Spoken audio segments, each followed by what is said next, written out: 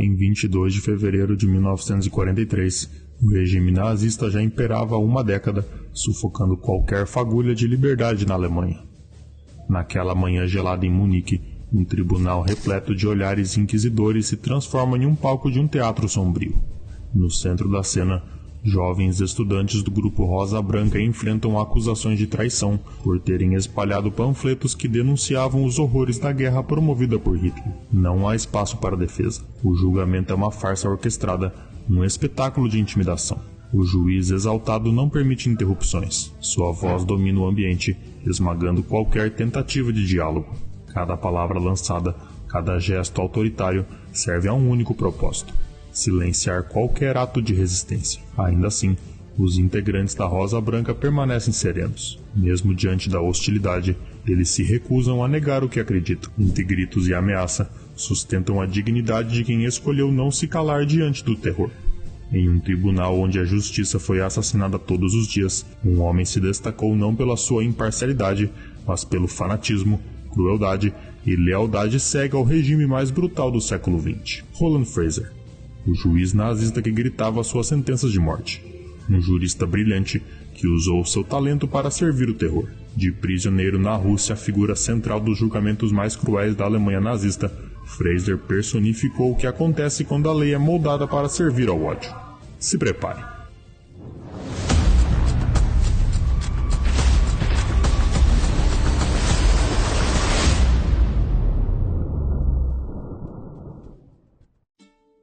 Roland Fraser nasceu em 30 de outubro de 1893 na cidade de Celle, que então era parte do Império Alemão.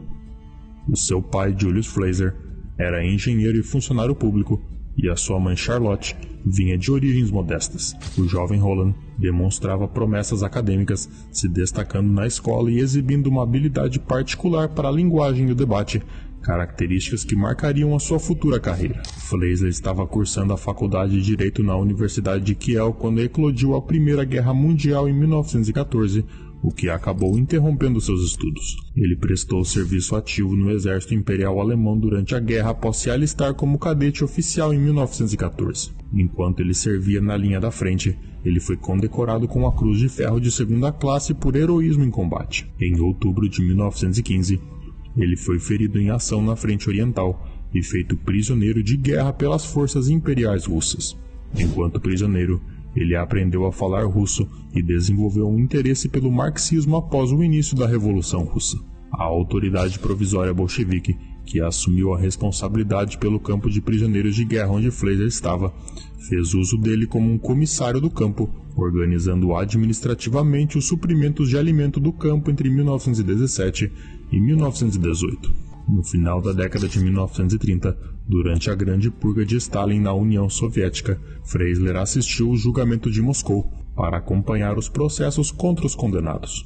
Ele mais tarde rejeitou qualquer insinuação de que ele tivesse colaborado com os soviéticos, que eram os inimigos ideológicos da Alemanha nazista, mas a sua carreira subsequente como oficial político na Alemanha foi ofuscada por rumores sobre o seu tempo como comissário com os vermelhos. Após a sua libertação e retorno à Alemanha em 1918, ele retornou aos seus estudos jurídicos. Sua fluência em russo o diferenciava de muito dos seus colegas, e ele concluiu a sua tese de doutorado em Direito na Universidade de Jena em 1922. Durante esse período, a sociedade alemã estava em tumulto, reparações de guerra, hiperinflação, e os termos humilhantes do Tratado de Versalhes alimentavam a instabilidade política. Diversos movimentos extremistas tomavam forma, entre eles o Partido Nazista, que foi liderado pelo incendiário agitador Hitler.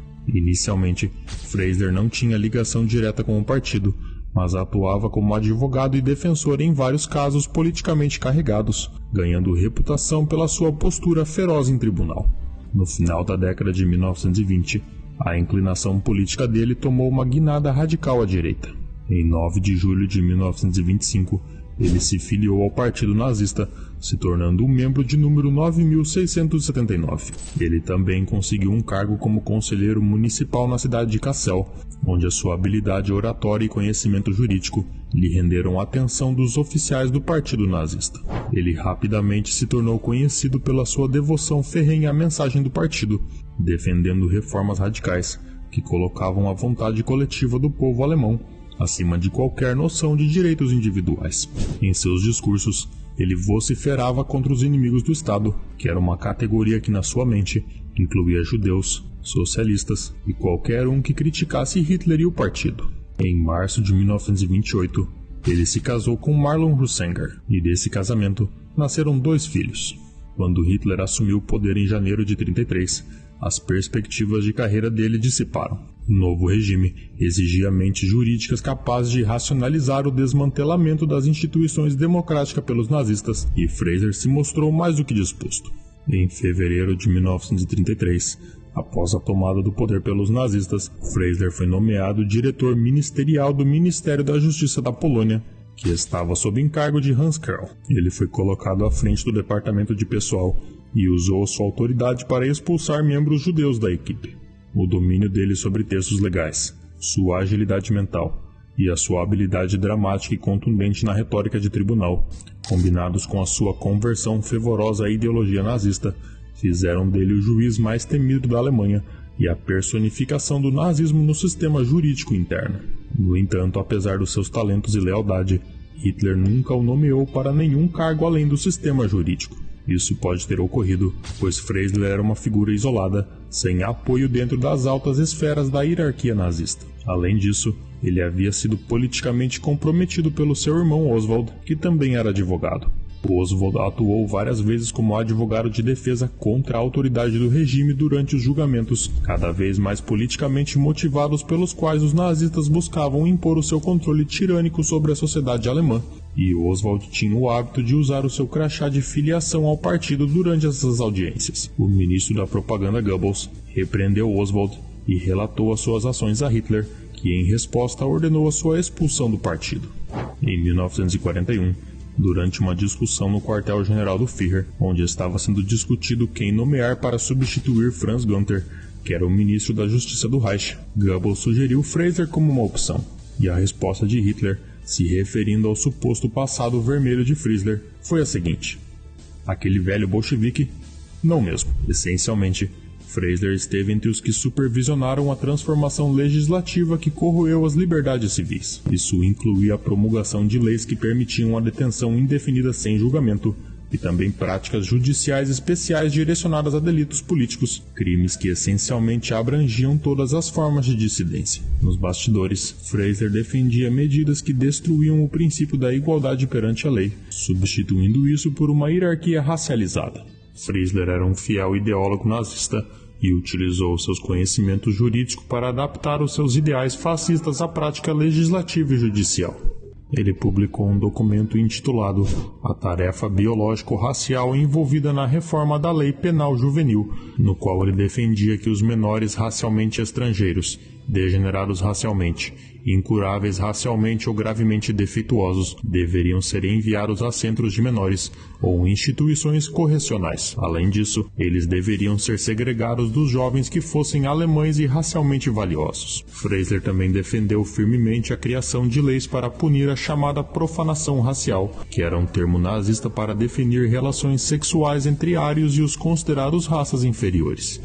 Em 1933, ele chegou a publicar um panfleto exigindo a proibição legal das relações sexuais entre mestiços. As opiniões ideológicas dele refletiam o que estava por vir, pois 2 anos depois, em setembro de 1935, o regime nazista anunciou 2 novas leis. A primeira era a Lei da Cidadania do Reich, que definia o cidadão como uma pessoa de sangue alemão ou afim, o que significava que os judeus, definidos como uma raça à parte, não poderiam ser cidadãos plenos da Alemanha e não possuíam direitos políticos. E em segundo, a Lei para a Proteção do Sangue Alemão e da Honra Alemã, que proibia futuros casamentos mistos e também relações sexuais entre judeus e pessoas de sangue alemão ou descendente alemães. Os nazistas acreditavam que essas relações eram perigosas porque davam origem a crianças mestiças. Segundo a sua ideologia, essas crianças e seus futuros filhos acabariam com a pureza da raça alemã. Como sabemos,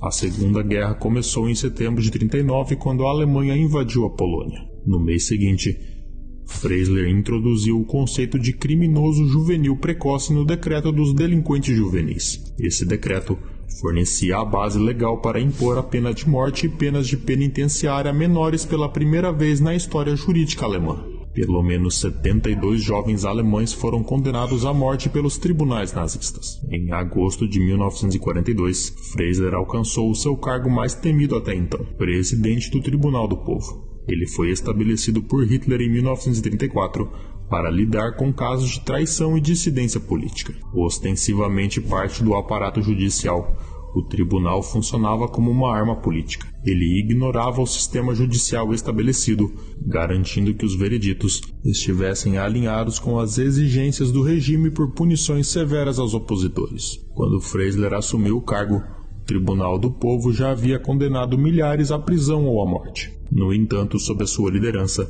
a taxa de execuções explodiu. Ele se orgulhava de proferir vereditos de culpado em quase 90% dos casos, e entre 42 e 45, mais de 5.000 sentenças de morte foram decretadas por ele. Um dos primeiros julgamentos de grande destaque dele como presidente do Tribunal do Povo envolveu a Rosa Branca, que era um grupo clandestino de estudantes universitários de Munique que se opunham ao regime de Hitler por meio de protestos não violentos. Presos em fevereiro de 43, os membros centrais da Rosa Branca enfrentaram julgamento perante ele. Em audiência pública, ele os chamou de traidores da pátria, lançando uma enxurrada de insultos e perguntas retóricas destinadas a humilhar e aterrorizar os réus. Os irmãos Skull e também outros demonstraram uma notável compostura diante dos ataques de fúria de Fraser. Apesar do comportamento calmo deles, o veredito nunca esteve em questão. Todos eles foram condenados à morte. O estilo de Fraser ao conduzir julgamentos era tanto teatral quanto aterrorizante.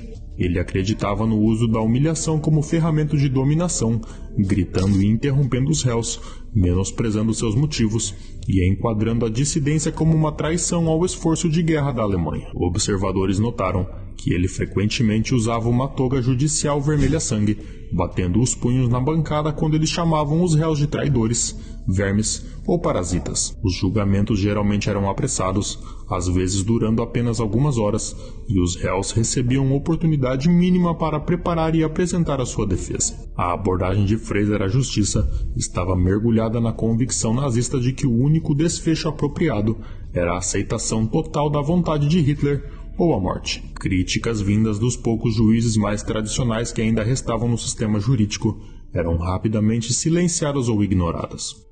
Em todos os processos do Tribunal Popular, Fraser mostrava uma evidente parcialidade em favor do Estado nazista e sua ideologia. Sua forma de conduzir os casos ultrapassava o regulamento e o código de conduta dos juízes. Como resultado, ele utilizava a lei de uma forma sádica e perversa. Como fanático nacional-socialista, ele disse que queria julgar como o próprio Führer julgaria o caso. Os gritos dele durante o julgamento dificultavam para os técnicos de som a gravação das respostas dos réus, e às vezes ele gritava tanto que a sensibilidade e o volume dos microfones tinham que ser reajustados para um volume muito mais baixo. Para ele, o Tribunal Popular era expressamente um tribunal político. Nos julgamentos, ele envergonhava os acusados, mal os ouvia e não parava de interromper e gritar com eles. Além disso, ele conduzia o processo de uma forma completamente irracional. Essa humilhação deliberada e seletiva dos acusados ocorria tanto de maneira oral quanto não verbal, já que, por exemplo, os nazistas davam aos réus roupas velhas, muito grandes e sem cinto.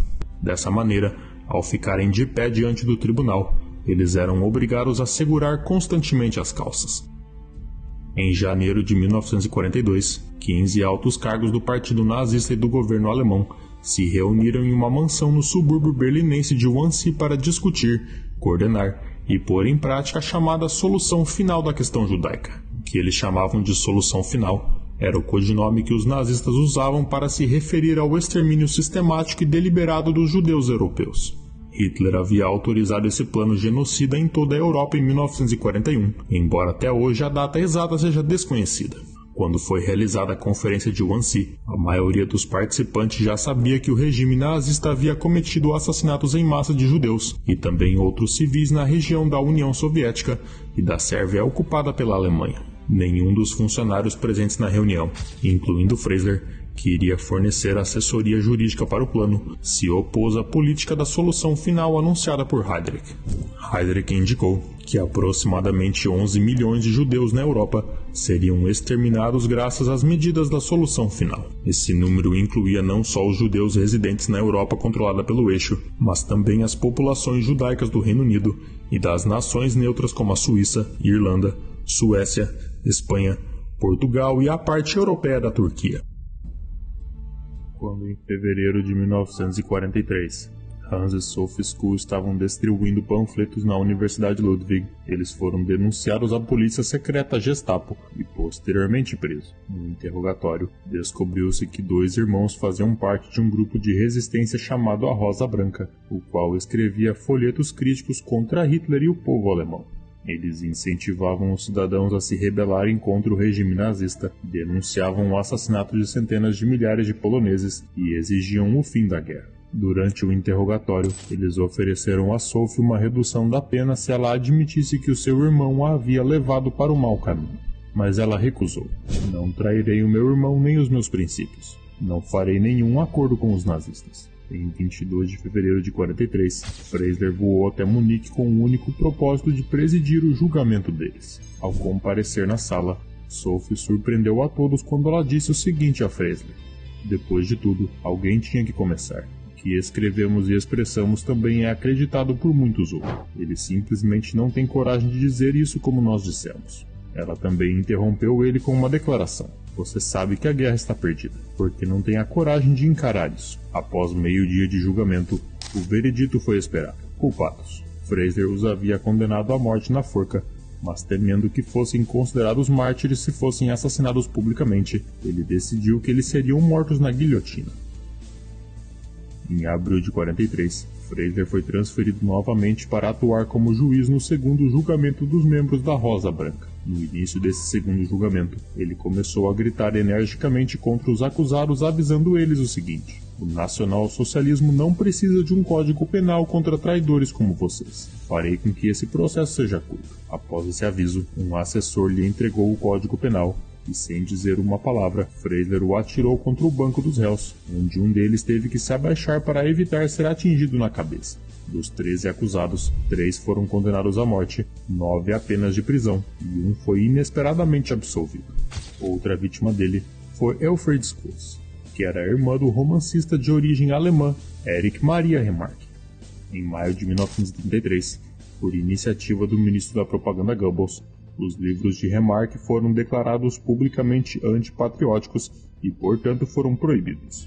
Como consequência, exemplares foram retirados de todas as bibliotecas e a sua venda ou publicação foi restringida em qualquer lugar do país. Então Erich deixava a Alemanha e a sua irmã fez o contrário. Ela ficou na Alemanha com o seu marido e 2 filhos. No entanto, ela acabou sendo presa depois que o seu senhorio ouviu um comentário que ela afirmava que a guerra impulsionada pelos nazistas estava perdida. Por esse comentário, ela foi entregue ao partido nazista. A acusação contra ela se baseava em tentar minar o esforço de guerra da Alemanha. Durante o julgamento, ele disse o seguinte a ela: seu irmão está fora do nosso alcance, mas você não escapará de nós. Então ela foi decapitada na guilhotina em 16 de dezembro de 1943. À medida que a guerra avançava, o clima na Alemanha se tornava cada vez mais desesperador e o apoio popular ao regime lentamente se desgastava. Um grupo cada vez maior de intelectuais, oficiais militares e cidadãos comuns começou a contemplar a viabilidade de derrubar Hitler. Quando em 20 de julho de 44, membros das forças armadas alemãs tentaram e falharam assassinar Hitler no Convil do Lobo, que era sua sede na Prússia Oriental em Rattensburg, os conspiradores se encontraram à mercê do Tribunal do Povo. Nos dias e semanas subsequentes, o aparato de segurança de Hitler capturou um grande número de suspeitos. O marechal de campo Rommel foi pressionado a cometer suicídio, enquanto outros, incluindo o coronel Klaus von Stauffenberg, o general Friedrich Obrecht, o general Frederick e o coronel-general Ludwig Beck, foram imediatamente executados ou forçados a tirar a própria vida. Muitos outros acusados de participar da conspiração foram levados ao julgamento diante de Freisler no Tribunal do Povo. Nesses julgamentos, a reputação de crueldade de Freisler atingiu seu auge. Ele alternava entre zombar das autoridades aristocráticas de alguns conspiradores e condená-los como covardes que apunhalaram pelas costas os soldados que lutavam na linha da frente. A sala do tribunal foi equipada com câmeras para registrar esses procedimentos frenéticos. que era uma forma de propaganda destinada a demonstrar a justiça impiedosa do Estado nazista. Os motivos desse golpe de Estado eram bastante variados, e não precisamente por conta dos crimes cometidos durante o Holocausto, já que vários dos conspiradores interviram pessoalmente para que a solução final fosse executada. A maioria deles tinha uma razão mais pragmática para assassinar o seu líder: resgatar a Alemanha de uma derrota catastrófica provocada pela gestão cada vez mais irracional de Hitler. Nos dias seguintes, Hitler ordenou uma caçada em massa aos conspiradores, que se prolongou por meses. Em agosto de 44, alguns dos autores detidos do golpe fracassado foram levados perante a ele para serem punidos. Hitler havia ordenado que os acusados declarados culpados tinham que ser enforcados como gado. Os procedimentos foram filmados para serem exibidos ao povo alemão em noticiários cinematográficos. Frequentemente, o juiz começava o julgamento de uma forma racional, interrogando os acusados de maneira analítica. Apesar desse início, de repente a sua atitude mudava e ele reprimia violentamente os acusados, chegando até a gritar com eles no púlpito. Essa mudança, passando de um interrogatório frio e clínico para um ataque de fúria e raiva, era projetado para desarmar psicologicamente, atormentar e humilhar os acusados, ao mesmo tempo que ele arruinava qualquer tentativa de defesa. Em determinado momento, ele gritou com o Marechal Erwin Witzleben, que tentava segurar as calças depois de receber roupas grandes demais: "Velho tarado, por que continua brincando com as suas calças?" No entanto, os acusados nunca perderam a sua dignidade. Dizem que as últimas palavras dele dirigidas a Fraser foram as seguintes: "Pode nos entregar ao carrasco. Dentro de 3 meses, o povo indignado e atormentado pedirá contas a você e o arrastará vivo pela lama das ruas." Caesar von Hoffacker, que era uma figura destacada da resistência na França, interrompeu Fraser dizendo o seguinte: "Cale-se agora, Herr Fraser, porque hoje trata-se da minha cabeça, mas dentro de 1 ano será da sua." Quando Fraser se referiu sarcasticamente à morte iminente do general Erich Feldgebel, ele disse o seguinte ao juiz: "Então se apresse, senhor presidente. Caso contrário, você se enforcará antes de nós." Quando Ulrich Wilhelm, destruído pelas condições da sua detenção, foi levado ao tribunal sem cinto nem gravata, ele também tentou preservar a sua dignidade. Ele declarou que a sua oposição a Hitler se devia aos inúmeros assassinatos na Alemanha e no exterior. No entanto, ele foi constantemente interrompido pelo Friesler, que finalmente gritou com raiva o seguinte: "Você é realmente um lixo." Ao final, mais de 7.000 pessoas foram detidas. Dessas, 5.000 foram executadas, muitas vezes sem a menor prova. Algumas das execuções ocorreram apenas 2 horas após o veredito. Embora o Tribunal do Povo sempre tivesse sido uma forma de teatro jurídico, os julgamentos do complô de 20 de julho expuseram completamente esse espetáculo grotesco ao público alemão. O desprezo de Fraser pelos réus era só equiparado à sua devoção a Hitler. Ele não apenas distribuía sentenças de morte com generosidade, como também elaborava procedimentos humilhantes, como por exemplo, como vimos, retirar cintos e suspensórios dos acusados para que eles tivessem que segurar as calças.